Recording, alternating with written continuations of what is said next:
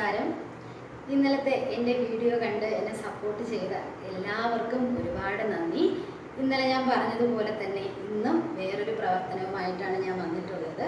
അപ്പോൾ ഇന്ന് തുടങ്ങുന്നതിന് മുന്നേ എന്ത് ചെയ്യാം, ഇന്നലെ എന്തൊക്കെ നോക്കിയോ അതിനെ ഒന്ന് റിവൈസ് ചെയ്ത് നോക്കാം അല്ലേ. അതിനുശേഷം എന്ത് ചെയ്യാം, നമുക്ക് ഇന്നത്തെ പ്രവർത്തനത്തിലോട്ട് കിടക്കാം, ഇന്ന് പഠിക്കുന്നതിലോട്ട് കിടക്കാം. അപ്പോൾ ഇന്നലെ വേറൊന്നുമല്ല നോക്കിയത്, നിങ്ങൾക്ക് അറിയാവുന്ന കാര്യം തന്നെയായിരുന്നു. മലയാള ഭാഷ എന്ന് പറയുന്നത് നമ്മുടെ മാതൃഭാഷയാണ്, നമ്മുടെ അമ്മയ്ക്ക് തുല്യമാണ്.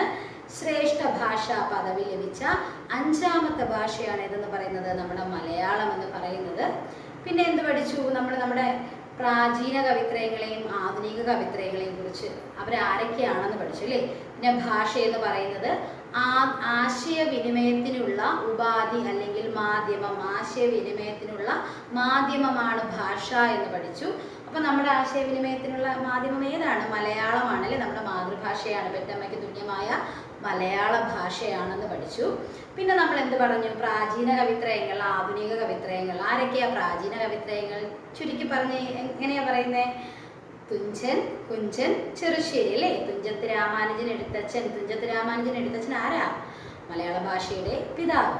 തുഞ്ചത്ത് രാമാനുജൻ എഴുത്തച്ഛൻ. കുഞ്ചൻ ആരാ? കുഞ്ചൻ നമ്പ്യാർ, ചെറുശ്ശേരി നമ്പൂതിരി. ചെറുശ്ശേരി അല്ലേ. തുഞ്ചൻ, കുഞ്ചൻ, ചെറുശ്ശേരി. അടുത്ത ആധുനിക കവിത്രയങ്ങൾ ആരൊക്കെയെന്നാ നമ്മൾ നോക്കിയേ? ആശാൻ, ഉള്ളൂർ, വള്ളത്തോൾ. ആശാൻ, ഉള്ളൂർ, വള്ളത്തോൾ. അതൊന്ന് നമുക്കല്ലാതെ പറഞ്ഞു നോക്കിയാലോ? കുമാരനാശാൻ, ഉള്ളൂർ എസ് പരമേശ്വരയ്യർ, വള്ളത്തോൾ നാരായണ മേനോൻ. ഇന്നലെ ഇത്രയാണ് നമ്മൾ നോക്കിയത്.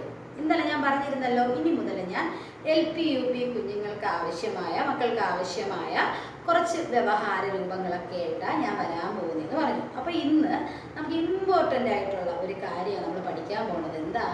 പഠിക്കാനല്ല, പറഞ്ഞു തരാൻ പോകുന്നത്. എന്താ?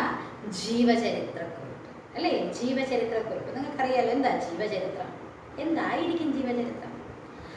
മറ്റൊരു വ്യക്തിയുടെ ജീവിതത്തിലെ സംഭവങ്ങളെ, സാഹചര്യങ്ങളെ എല്ലാം, അദ്ദേഹത്തിൻ്റെ പ്രവർത്തനത്തെ എല്ലാം ക്രമമായി എഴുതി ചിട്ടപ്പെടുത്തിയ ഒരു ഉപന്യാസമോ അല്ലെങ്കിൽ ഒരു ചലച്ചിത്രമോ അല്ലെങ്കിൽ ഒരു പുസ്തകമോ ആണ് എന്തെന്ന് പറയുന്നത്?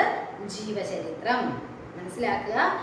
മറ്റൊരാളുടെ, അതായത് നമ്മൾ സ്വന്തമായിട്ട് എഴുതത്തില്ല, മറ്റൊരു വ്യക്തിയെ കുറിച്ച് നമ്മൾ എഴുതും. മനസ്സിലായോ? ഒരു വ്യക്തിയുടെ അല്ലെങ്കിൽ മറ്റൊരു വ്യക്തിയുടെ ജീവിതത്തിലെ കാലാനുഗതമായി നടന്ന, ക്രമമായി നടന്ന കാര്യങ്ങൾ എന്ത് ചെയ്യും? എഴുതി ചിട്ടപ്പെടുത്തും. ജീവിതത്തിൽ നടന്ന എല്ലാം, അതായത് അദ്ദേഹത്തിൻ്റെ വ്യക്തിത്വം തന്നെ മനസ്സിലാകുന്ന രീതിയിൽ, നമ്മൾ എഴുതുന്ന ജീവചരിത്രം എഴുതുന്ന വ്യക്തിയുടെ വ്യക്തിത്വം തന്നെ മനസ്സിലാകുന്ന രീതിയിൽ അദ്ദേഹത്തിൻ്റെ ജീവിത തലങ്ങളെ, ജീവിതത്തിലെ ഓരോ കാര്യങ്ങളെയും കുറിച്ച് വ്യക്തമായി അറിഞ്ഞുകൊണ്ട് മറ്റൊരു വ്യക്തി എഴുതുന്നതിനെയാണ് എന്തെന്ന് പറയുന്നത്? ജീവചരിത്രം എന്ന് പറയുന്നത്. നമ്മൾ ഇന്ന് നോക്കാൻ പോകുന്ന എന്താ? ജീവചരിത്ര കുറിപ്പാണ്. അതായത് ജീവചരിത്രം മുഴുവനായി മനസ്സിലാക്കിയതിന് ശേഷം നമ്മൾ ഷോർട്ടായിട്ട് എഴുതത്തില്ലേ, ചെറുതായിട്ട് ചുരുക്കി എഴുതത്തില്ലേ, അതാണ് ജീവചരിത്ര കുറിപ്പ് എന്ന് പറയുന്നത്. അത് നിങ്ങളിന്ന് മനസ്സിലാക്കാൻ പോകുന്നത് എന്താണെന്ന് വെച്ച് കഴിഞ്ഞാൽ, ഒരു ജീവചരിത്ര കുറിപ്പ് നിങ്ങൾക്കറിയാലോ, നിങ്ങളുടെ പാഠപുസ്തകത്തിലുണ്ടാകും, അതുപോലെ ചോദ്യ പേപ്പറുകളിൽ വരാറുണ്ടല്ലേ. അപ്പോൾ അതിൽ സൂചനകൾ കൊടുത്തിരിക്കും, ഹിൻസ് കൊടുത്തിരിക്കും. അതിന് നമ്മൾ എന്ത് ചെയ്യുക? നമ്മൾ ഓരോന്ന് ക്രമമായിട്ട് ജനനം മുതൽ മരണം വരെയുള്ള കാര്യങ്ങൾ, മരിക്കാത്ത അന്തരിച്ചു പോകുന്ന വ്യക്തിയാണെങ്കിൽ അത് ഉൾക്കൊള്ളിക്കാത്ത രീതിയിൽ അല്ലേ, ആ ഓരോന്നും സ്റ്റെപ്പ് ബൈ സ്റ്റെപ്പായിട്ട് നമ്മൾ ഖണ്ഡിക തിരിച്ചെഴുതുന്നതാണ് എന്ന് പറയുന്നത് ജീവചരിത്രം എന്ന് പറയുന്നത്. അതൊക്കെ നിങ്ങൾക്ക് അറിയായിരിക്കും. അപ്പോൾ ജീവചരിത്രക്കുറിപ്പ് എഴുതാൻ എളുപ്പത്തിൽ കുറച്ച് ഘട്ടങ്ങളുണ്ട്. അതായത് ഈ ഒരു ക്രമം അനുസരിച്ച് മാത്രമേ നമ്മൾ എന്ത് ചെയ്യൂ? മാർക്ക് ടീച്ചേഴ്സ് ഇടാറുള്ളൂ. നിങ്ങൾക്ക് അത് അറിയായിരിക്കുമല്ലോ. അതായത് ജീവചരിത്രക്കുറിപ്പിന് ഒരു ഫോർമാറ്റ് അല്ലെങ്കിൽ ഒരു രൂപമുണ്ട്, അതിന് ഓരോ ക്രമങ്ങളുണ്ട്. അതാണ് ഇന്ന് ഞാനിവിടെ പറഞ്ഞു തരാൻ പോകുന്നത്. അതായത് ഒരു ജീവചരിത്രക്കുറിപ്പ് എങ്ങനെ എഴുതാം, ഏത് രീതിക്ക് എഴുതാം, അതിൻ്റെ ഘട്ടങ്ങൾ എന്തൊക്കെയാണ്, എന്നിട്ട് ഞാൻ ഒരു കഥാകാരൻ്റെ ഒരു ജീവചരിത്ര കുറിപ്പും കൂടെ പരിചയപ്പെടുത്തി തരും. ക്ലാസ്സിൽ പഠിപ്പിക്കുന്ന രീതിയിൽ ആയിരിക്കാം അത്. അപ്പോൾ നിങ്ങളതൊന്ന് ശ്രദ്ധിക്കുക. നിങ്ങൾ വിചാരിക്കുന്നതിൻ്റെ ആവശ്യമുണ്ടോ? പക്ഷേ ആ രീതിയിൽ പഠിച്ചു കഴിഞ്ഞാൽ ഇത്തിരി എളുപ്പമായിരിക്കും. അതുകൊണ്ട് ഞാൻ ആഡ് ചെയ്ത് വെക്കുന്നതേ ഉള്ളൂ. അപ്പോൾ ആദ്യം ജീവചരിത്രക്കുറിപ്പിൽ ശ്രദ്ധിക്കേണ്ട കാര്യം എന്താണെന്ന് വെച്ച് കഴിഞ്ഞാൽ, തലക്കെട്ടുണ്ടായിരിക്കണം, ശീർഷകം ഉണ്ടായിരിക്കണം. ജീവചരിത്രക്കുറിപ്പിൽ ആദ്യം എന്തുണ്ടായിരിക്കണോടാ? തലക്കെട്ടുണ്ടായിരിക്കണം. അതായത് നമ്മൾ ഏത് വ്യക്തിയെ കുറിച്ചാണോ എഴുതുന്നത് ആ വ്യക്തിയുടെ തലക്കെട്ട്, ആ വ്യക്തിയുടെ പേരെഴുതുക, അണ്ടർലൈൻ ചെയ്യുക. അപ്പം ജീവചരിത്രക്കുറിപ്പിൽ ഒന്നാമത്തെ പോയിന്റ് എന്തുവാ? തലക്കെട്ട് അല്ലെങ്കിൽ ശീർഷകം ഉണ്ടായിരിക്കണം. മറക്കോ? അത് പ്രധാനമാണ്. രണ്ടാമത്തത്, ഒരു വ്യക്തിയെക്കുറിച്ച് നമ്മൾ ഡയറക്റ്റ് ആയിട്ട് പേരെഴുതി പോകുന്നതിനെക്കാട്ടി എന്തെങ്കിലും വിശേഷണം ഉണ്ടാവും അല്ലേ, ആ വിശേഷണം ചേർത്ത് എഴുതുമ്പോൾ എന്ത് വരും, അതിനൊരു ഭംഗി വരും, വാക്യത്തിനൊരു ഘടന വരും. അപ്പോൾ രണ്ടാമത് ശ്രദ്ധിക്കേണ്ടത്, നമ്മൾ എഴുതി തുടങ്ങുമ്പോൾ തന്നെ എന്ത് ചെയ്യണം, സ്റ്റാർട്ടിങ്ങിൽ എന്തെങ്കിലും വിശേഷണം ഉണ്ടെങ്കിൽ അതുകൂടെ ചേർക്കുക. അതായത് ഞാൻ ഇന്ന് നിങ്ങൾക്ക് തകഴി ശിവശങ്കര പിള്ളയുടെ ജീവചരിത്ര കുറിപ്പ് പരിചയപ്പെടുത്താൻ പോകുന്നത്. അപ്പോൾ അദ്ദേഹത്തെ അറിയപ്പെടുന്നത് എന്താണെന്ന് വെച്ച് കഴിഞ്ഞാൽ കേരള മൊപ്പസാങ് എന്നാണ് അറിയപ്പെടുന്നത്. നമുക്ക് എങ്ങനെ എഴുതി തുടങ്ങാം, കേരള മൊപ്പസാങ് എന്നറിയപ്പെടുന്ന പ്രശസ്ത സാഹിത്യകാരൻ, അല്ലാന്നുണ്ടെങ്കിൽ വേറൊരു വ്യക്തി എക്സ് ഓർ വൈ ആരോ ആകട്ടെ, നമുക്ക് ഇങ്ങനെ എഴുതാം അല്ലേ, ഒരു കവിയോ ഒരു കഥാകാരനോ ആരോ ആവട്ടെ, എന്തെഴുതാം, മലയാളത്തിലെ പ്രശസ്ത കവി, അല്ലെങ്കിൽ മലയാളത്തിലെ പ്രശസ്ത നോവലിസ്റ്റ്, അല്ലെങ്കിൽ മലയാളത്തിലെ പ്രശസ്ത എഴുത്തുകാരൻ എന്ന് എഴുതിക്കൂടെ. അങ്ങനെ എഴുതി തുടങ്ങുമ്പോൾ ഒരു ഭംഗി കിട്ടും. അത്രയും എഴുതിയതിന് ശേഷം എന്ത് ചെയ്യുക, നമ്മൾ ആദ്യം തലക്കെട്ട് കൊടുത്തു, വിശേഷണം കൊടുത്തു, അടുത്തെന്താ, ജനനം, എവിടെ ജനിച്ചു, ഏത് വർഷം ജനിച്ചു എന്ന് കൊടുക്കുക. എന്ത് ചെയ്യുക, ജനനം, ജനിച്ച വർഷം, മാസം, തീയതി, സ്ഥലം. ശ്രദ്ധിക്കുക, ഇത്രയും കാര്യങ്ങൾ പ്രധാനമായിട്ടുണ്ടായിരിക്കണം. വർഷം, ജനിച്ച വർഷം, തീയതി, മാസം, സ്ഥലം, ഇത്രയും കാര്യങ്ങൾ ഉണ്ടായിരിക്കണം. അപ്പൊ തലക്കെട്ടായി, വിശേഷണമായി, ജനനമായി അല്ലേ. അപ്പോൾ നമുക്കൊരു അമ്മയും അച്ഛനും ഉണ്ടാവത്തില്ലേ. അപ്പൊ നമ്മൾ എഴുതുന്ന വ്യക്തിയുടെ മാതാപിതാക്കളുടെ പേര് അടുത്ത് വരണം. ജനനം എഴുതി കഴിഞ്ഞതിന് ശേഷം വർഷവും മാസവും തീയതിയും സ്ഥലവും എഴുതി കഴിഞ്ഞതിന് ശേഷം എന്ത് വെക്കണം, നമ്മുടെ മാതാപിതാക്കളുടെ, നമ്മുടെ അല്ല, നമ്മൾ എഴുതുന്ന വ്യക്തിയുടെ മാതാപിതാക്കളുടെ പേര് വെക്കണം. അത് കഴിഞ്ഞ് വരുന്നത് എന്താണെന്ന് വെച്ചാൽ യഥാർത്ഥ നാമം.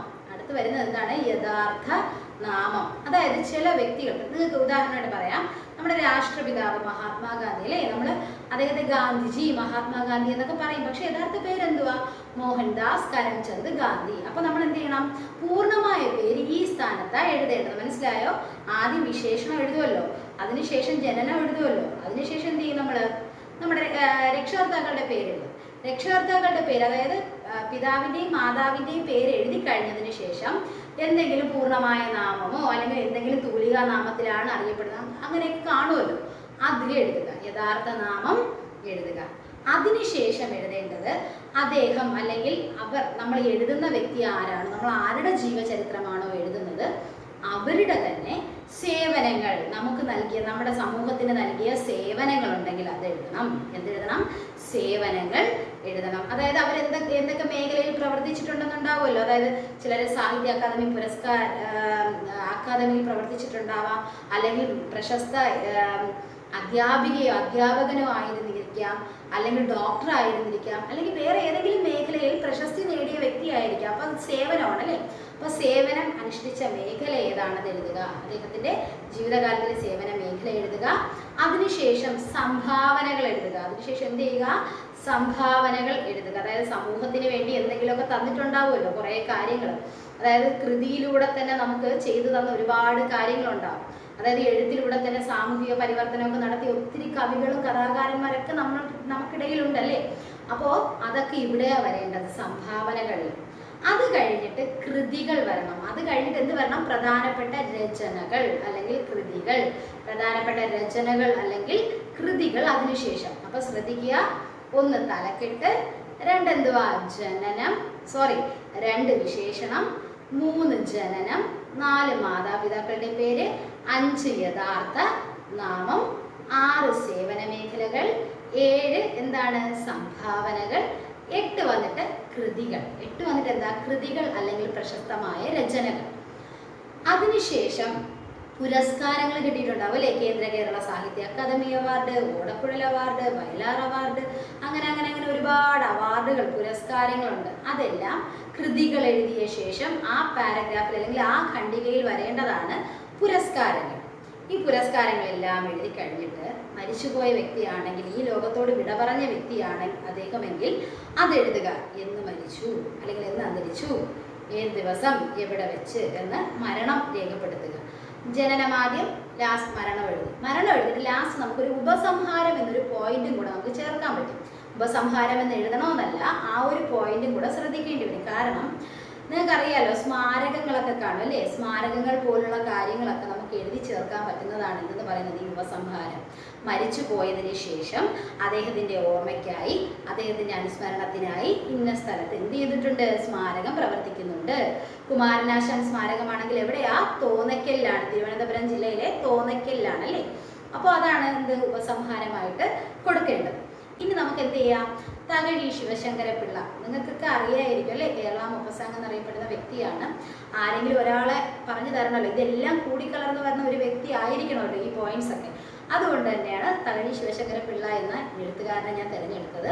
അദ്ദേഹത്തെക്കുറിച്ച് ഞാനൊരു നോട്ട് തയ്യാറാക്കിയത് തരാം. അത് ശ്രദ്ധിച്ച് എന്നോടൊപ്പം കേൾക്കുക കേട്ടോ. അപ്പം അത് കാണാം. ഇത് നേരത്തെ പറഞ്ഞ ഘട്ടങ്ങളാണ്, ഒന്നുകൂടെ ശ്രദ്ധിക്കുക. ജീവചരിത്രക്കുറിപ്പിന് എന്തൊക്കെ വേണം?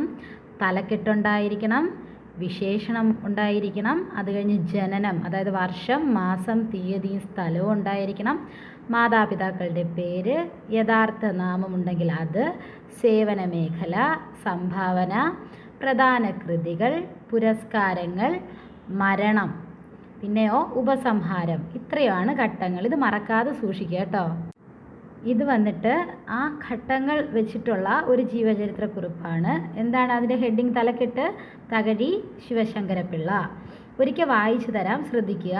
വിശേഷണമാണ് ആദ്യം കൊടുത്തിട്ടുള്ളത്, അതേ രീതിക്ക് ഫോളോ ചെയ്ത് എഴുതിയിട്ടുള്ളതാണ്.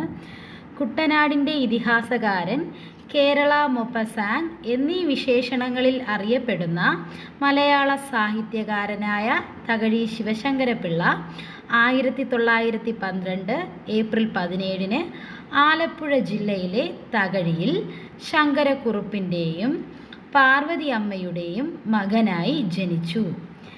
ജീവൽ സാഹിത്യ പ്രസ്ഥാനത്തിൻ്റെ മലയാളത്തിലെ പ്രചാരകനായിരുന്ന ഇദ്ദേഹം നോവൽ, ചെറുകഥ എന്നീ ശാഖകളിൽ വ്യക്തിമുദ്ര പതിപ്പിച്ച മലയാള സാഹിത്യകാരനാണ്. വ്യക്തിയേക്കാൾ സമൂഹത്തിൻ്റെ ചിത്രം കൂടുതലായി തെളിയുന്നതാണ് തകഴിയുടെ നോവലുകൾ. രചനകളിൽ സാമൂഹിക പരിവർത്തനം ലക്ഷ്യമാക്കിയിരുന്നു. ചെമ്മീൻ, ഏണിപ്പടികൾ, കയർ, രണ്ടിടങ്ങഴി, അനുഭവങ്ങൾ, പാളിച്ചകൾ, തോട്ടിയുടെ മകൻ, ത്യാഗത്തിൻ്റെ പ്രതിഫലം തുടങ്ങി 39 നോവലുകളും 600-ൽ പരം ചെറുകഥകളും ഇദ്ദേഹത്തിൻ്റേതായുണ്ട്. കൂടാതെ ഒരു നാടകം, ഒരു യാത്രാ വിവരണം, 3 ആത്മകഥകളും അദ്ദേഹത്തിൻ്റേതായുണ്ട്. ജ്ഞാനപീഠം, കേന്ദ്ര സാഹിത്യ അക്കാദമി അവാർഡ്, കേരള സാഹിത്യ അക്കാദമി അവാർഡ്, വയലാർ അവാർഡ് എന്നിവ ലഭിച്ചിട്ടുണ്ട്. 1999 ഏപ്രിൽ 10 തകഴി സാഹിത്യ ലോകത്തോട് വിട പറഞ്ഞു. തകഴിയിലെ ശങ്കരമംഗലത്ത് പുരാവസ്തു വകുപ്പിൻ്റെ നിയന്ത്രണത്തിലുള്ള തകഴി സ്മാരകം പ്രവർത്തിക്കുന്നുണ്ട്. നിങ്ങളിത് വെച്ച് നോക്കിക്കഴിഞ്ഞാൽ അതേ രീതിയിൽ എഴുതിയിട്ടുള്ള അതേ സൂചനകൾ ഉപയോഗിച്ചിട്ടുള്ളതാണേ. ജീവചരിത്രക്കുറിപ്പ് എല്ലാ മക്കൾക്കും മനസ്സിലായി എന്ന് ഞാൻ വിശ്വസിക്കുന്നു. ഇനി അടുത്ത ദിവസം വേറൊരു പ്രവർത്തനമായിട്ട് നമുക്ക് കാണാം. അപ്പോൾ ഈ ഒരു വ്യവഹാര രൂപം മനസ്സിലായെങ്കിൽ സ്വന്തമായിട്ട് നല്ല രീതിയിൽ എഴുതി തുടങ്ങുക, എഴുതി നോക്കുക. സൂചനകളൊക്കെ നിങ്ങൾ തന്നെ കണ്ടെത്തി എഴുതി വരുമ്പോൾ നമുക്ക് ജീവചരിത്രക്കുറിപ്പ് എന്നൊരു പ്രവർത്തനം വളരെ എളുപ്പമായിരിക്കും. അപ്പോൾ നാളെ കാണാം. Thank you.